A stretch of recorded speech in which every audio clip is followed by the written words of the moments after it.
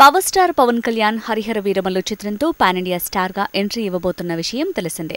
ధనవంతులను దోచి పేదలకు పంచే అభినవ రాబిన్ హుడ్ గా ఈ చిత్రంలో నటిస్తున్నాడు పవన్ కళ్యాణ్.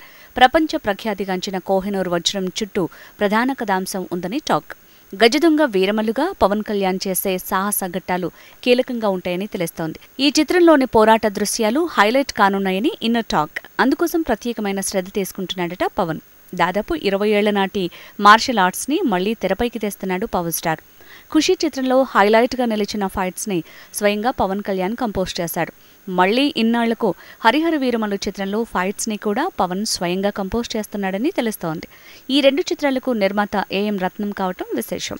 స్టంట్ మాస్టర్ విజయ్ సారథ్యంలో పవన్ సమకూర్చిన పోరాట దృశ్యాలు ఖచ్చితంగా హైలైట్ అవుతాయంటున్నారు. రీసెంట్ గా 40 రోజుల పాటు లాంగ్ స్కెడ్యూల్ ని రామోజీ ఫిల్మ్ సిటీలో పూర్తి చేసుకుంది హరిహర వీరమల్లు చిత్రం.